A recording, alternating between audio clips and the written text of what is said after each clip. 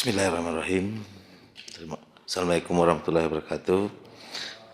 Terima kasih pimpinan, rekan-rekan dari Komisi 13 juga, Pak Kajati, Pak Kabid Propam, Dirkrimum, dan semua yang hadir di tempat ini. Innalillahi wa inna ilaihi rajiun. Harus kita sampaikan pada siang hari ini, khususnya terhadap Polri, terkhusus lagi terhadap wilayah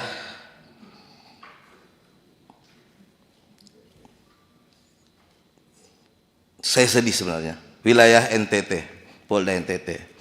Karena cukup prihatin, Pak. Kenapa saya bilang innalillahi?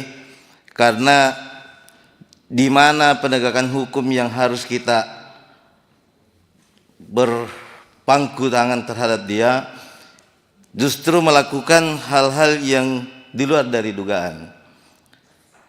Ini sangat mencoreng institusi kepolisian, Pak. Yang mestinya sebagai aparat penegak hukum yang seharusnya melindungi masyarakat, malah justru dia menjadi pelaku. Ini luar biasa penyakit ini. Bagaimana kalau ini terjadi berikut-berikutnya? Di mana kita ini semua sedang giat-giatnya menjaga, memperbaiki institusi Polri, justru kejadian ini semakin merajalela. Dan kejadian ini bukan hanya di NTT, Pak. Kita sering di sini menghadapi hal-hal seperti ini, yang kejadian-kejadian seperti ini, yang justru merusak lagi karena ini pimpinannya. Jadi kayaknya memang harus saya sepakat kawan kita dari Komisi 13 tadi, ini harus dievaluasi nih terhadap penempatan pimpinan-pimpinan di institusi Polri. Ini buat catatan Ketua agar supaya lebih dievaluasi terhadap penempatan atau promosi-promosi yang terjadi di Polri, Ketua. Selanjutnya, bahwa beberapa kejadian-kejadian yang dilakukan, saya berharap terhadap Propam tadi sudah dipaparkan oleh kawan-kawan beberapa kejadian-kejadian yang belum diperiksa, yang mestinya harus diperiksa untuk mengawasi. Jangan sampai, Pak, masih terjadi kong kali kong, dan kita sepakat bahwa ini tidak layak lagi untuk kita lindungi. Ini berhubungan dengan harkat martabat bangsa, Pak. Jadi jangan lagi terjadi kong kali kong di dalamnya. Jadi saya minta kepada Propam agar supaya mengawasi. Dan terakhir saya minta kepada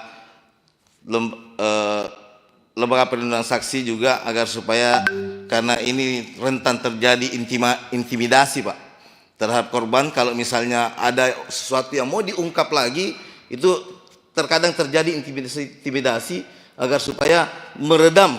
Nah, itu coba ini juga agar supaya keluarga korban dijaga. Mungkin itu yang saya bisa sampaikan, pimpinan. Terima kasih. Wassalamualaikum warahmatullahi wabarakatuh. Kan, Pak. Baik, terima kasih. Yang kami hormati pimpinan rapat Komisi 3 dan seluruh anggota DPR Komisi 3, senior kami, dan juga mantan Wakapolri. Kebetulan kami teratai juga, Pak. Baik, saya Maruli Sihan dari Partai Golkar, Sumut 1 di Komisi 13.